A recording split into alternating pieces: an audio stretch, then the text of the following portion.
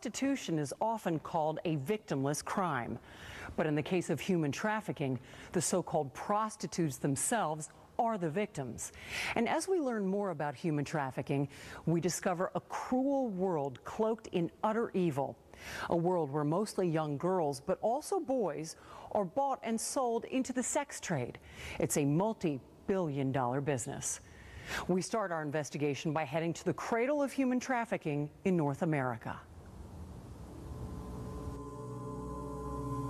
Located in southern Mexico, about 80 miles outside Mexico City, is the town of Tenancingo.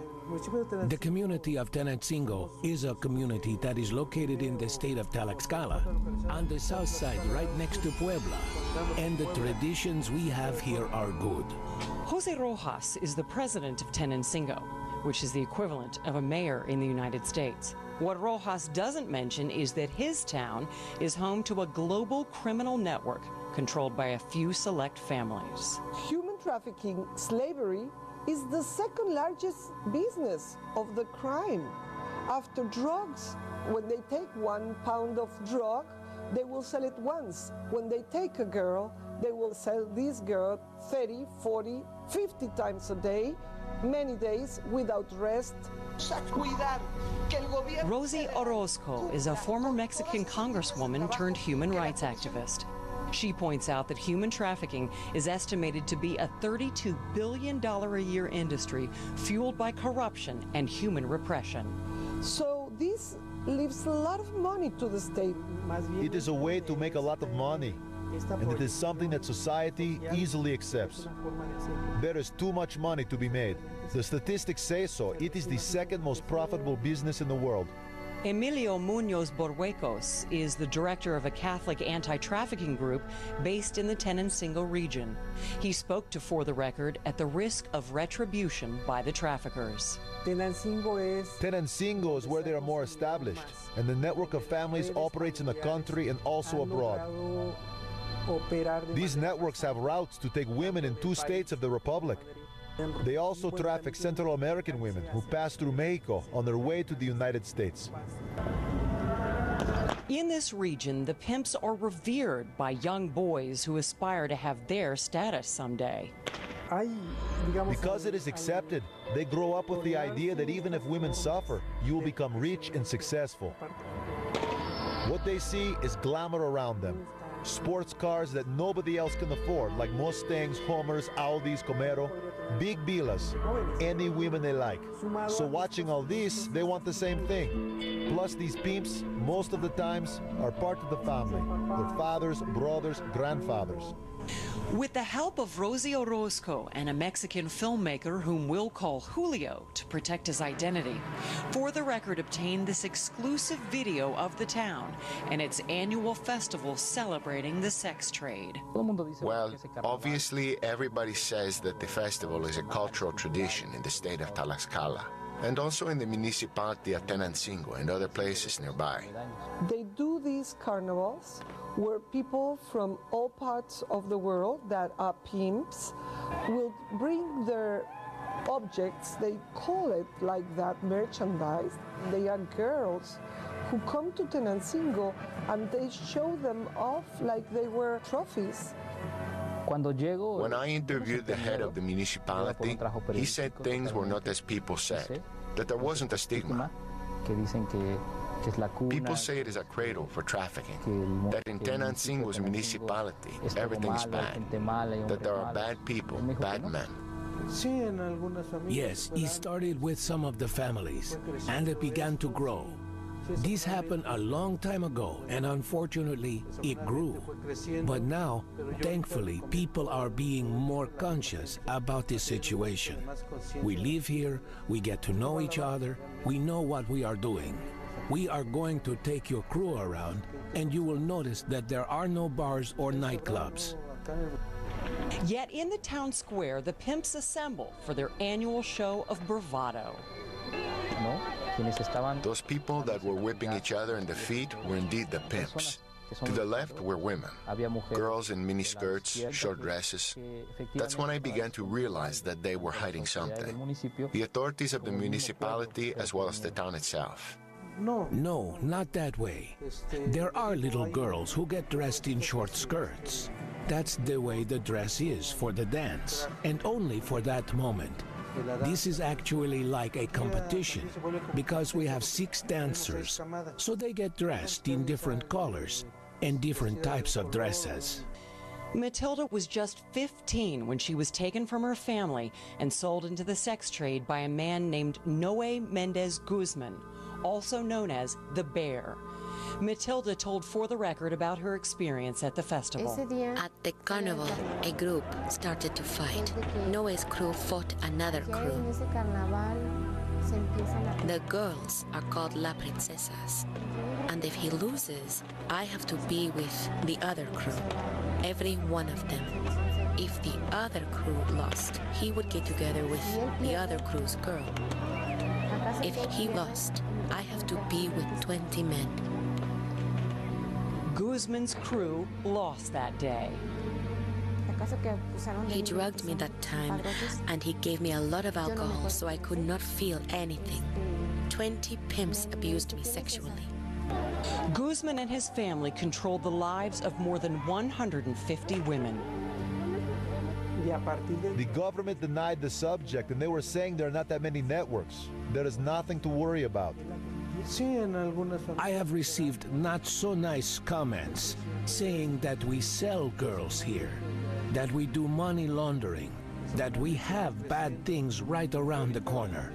But no, it's the contrary. If you take a look, we don't have any of that. In the rare times help is offered, it comes at great risk. I was working in Oaxaca, and there was a client who was from the police, and he wanted to help me. There was another girl, though, who would tell her pimp everything. He, in turn, would tell Noe. Guzman confronted Matilda. I told him I did not know who he was talking about. He started hitting me. He hit me and left bruises that covered all of my body. Every inch of my body was covered in bruises. My whole face was bruised. My eyeballs were bruised and red. I was completely beaten up. He kicked me, hit me with cables, sticks. He bruised me completely. After the incident, Matilda was forced to go to the United States to work for Guzman in his American network. So I left because he said, I will take your kids. I will say that you are working as a prostitute, and I will go to the parental authority. And he said, I'll kill your family. Remember, you have a sister. I decided to go to the other side. I passed through Reynosa. From there, I traveled on a boat, and later I walked for about 5 hours under the heat of the sun. We got to Texas by foot, and I crossed and quickly ran to the truck because immigration was there. Matilda ended up in Atlanta, a city that has earned a reputation for underage sex trafficking.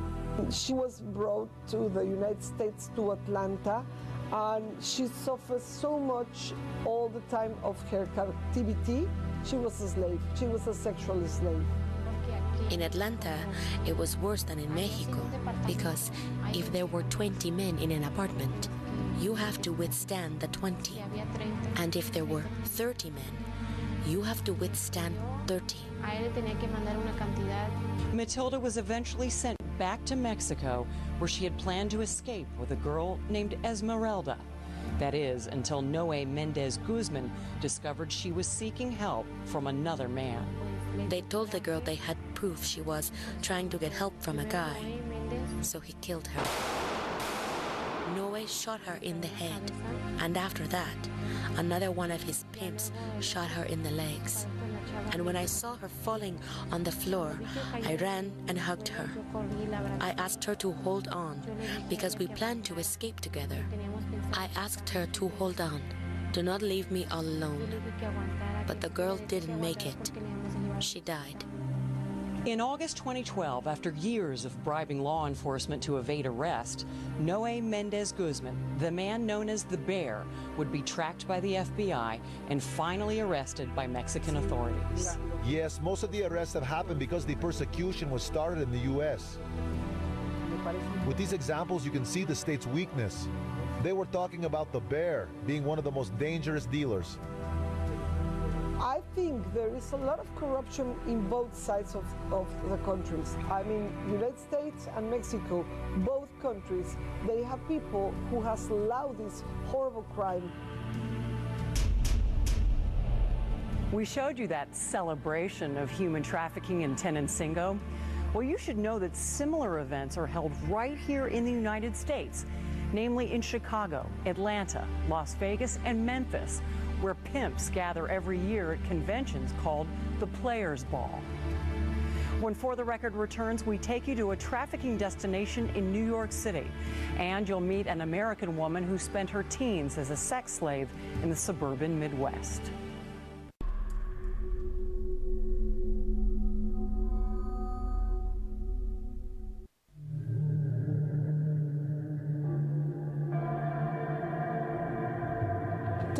They call it to the area where it's around Queens and Brooklyn, where they have a lot of pimps that bring girls from Tenancingo and the around Tenancingo, and they take them to the United States, and a lot of them goes to New York.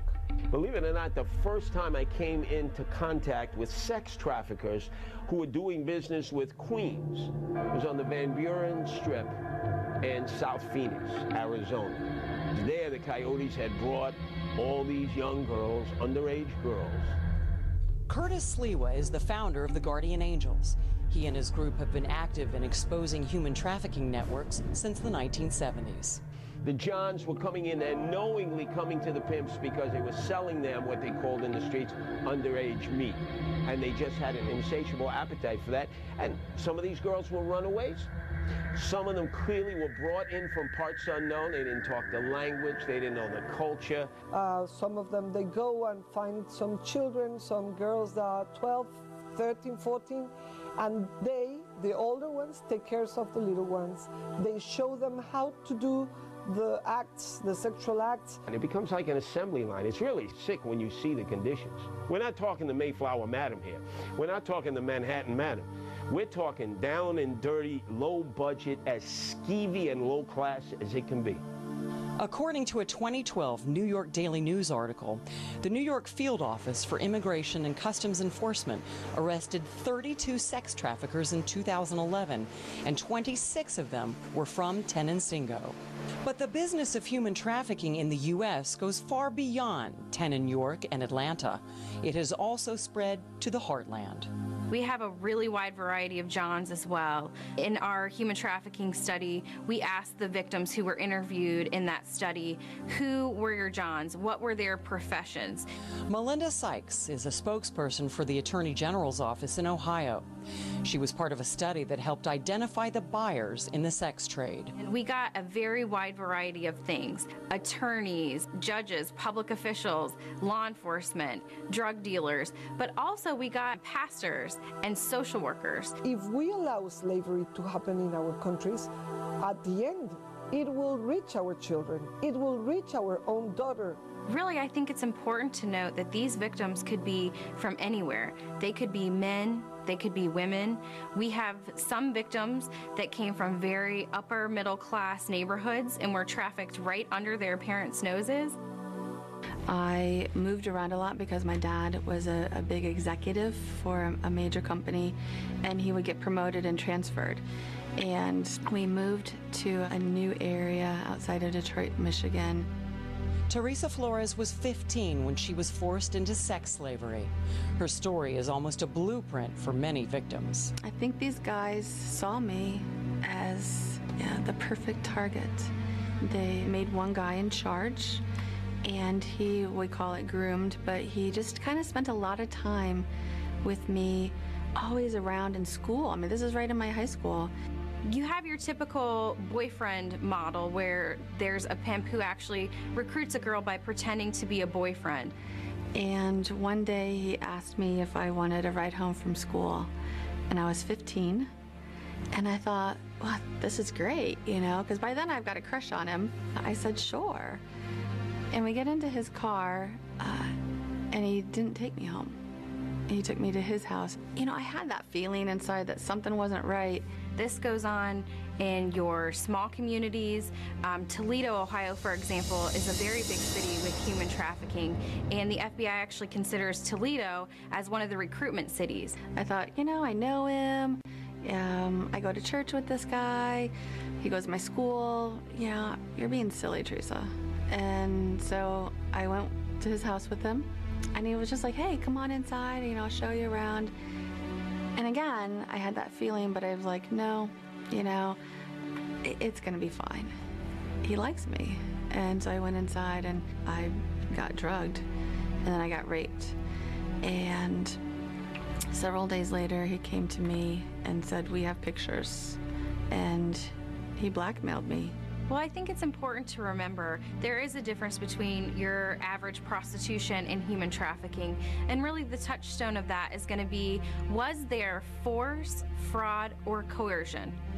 They would take me out of my house in the middle of the night. They would just call my phone and say now. And I would have to sneak out, and they would deliver me to very upper class, elite homes and neighborhoods where I would be taken to a small room in these finished basement areas and locked away while man after man would come until they were finished and would take me back home again. Nobody had any idea that this was happening, and I wasn't talking. I mean, I didn't tell anybody because they said, we're gonna kill your brothers, you know, we're gonna kill you. It's very terrifying to know that there are these predators who are out there preying upon our children every day. They watched me constantly. I mean, I was working a part-time job, they would come in there, I was babysitting, they would call. They always knew where I was. And I think that anybody who's engaged in the human trafficking effort will tell you that the penalty for Johns is much too low. The customers were all, you know, men that they had contacted or contacted them, guys that ranged from high school age to 60.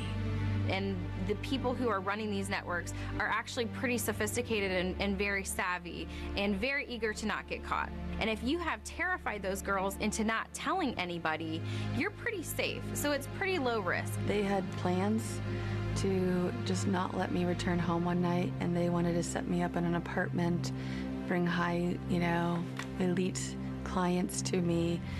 But my dad got transferred, and we ended up being able to move without telling, you know, my friends, without telling anybody, and we moved 1,000 miles away. So I was able to escape by moving away. But even then, my parents didn't know what was going on. While Teresa escaped, the pimps who ruled her life continued their operation and never saw the inside of a jail cell. Nothing happened. They still lived there. They were never prosecuted. There's nothing I can do. It's a 10-year statute of limitations for rape, kidnapping, you know, molestation, any of that. There was no law against human trafficking prior to 2000, and so there's actually nothing that I can do. But even if I could do something, even if I could prosecute them, I would have to think about that seriously, because I would be even more afraid of my life then than I am now, and than I was then. Remember, the pimp's orientation, the pimp's brainwashing is, I'm doing this because I love you. Now, we all reject that. We say, what, are you crazy? What do you think, I have all the furniture upstairs and rearranged in the wrong rooms? But if that's what you've been subjected to at an early age, you've been locked in a closet, you've been abused, you've been whipped, and then all of a sudden the pimp kisses you and says, but I really love you, I'm doing this for you. Imagine how confusing that would be. It's something that will always be there. If that guy, that man that trafficked me walked through the door right now and said, Teresa, let's go, I would still go. Even after all that I've done and where I'm at now, I would still go with him. And it's so sad that they still have so much control over me and over everybody else. Teresa Flores is now an author and activist who raises awareness for domestic sex trafficking and sexually exploited children. When we come back, a For the Record update.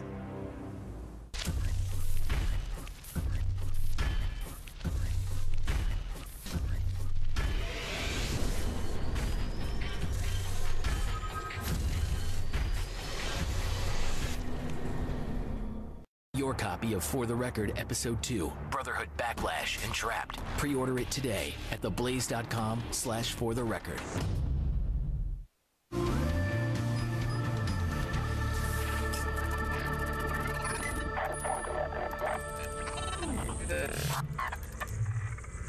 Before we leave you tonight, we have an update on the story we brought you on privacy in America. In that report, we showed how the government has been collecting and storing information on U.S. citizens without a search warrant. Since that report aired, the director of the National Security Agency, General Keith Alexander, started pushing for new liability protection for businesses that share sensitive information about potential threats with the NSA. And the ACLU obtained documents from the IRS using a Freedom of Information request. They discovered a 2009 IRS handbook where the agency stated the Fourth Amendment does not protect emails because internet users, quote, do not have a reasonable expectation of privacy in such communications, end quote. So much for reasonable expectations. Thank you for watching For the Record. I'm Lori Dew. We'll see you next time.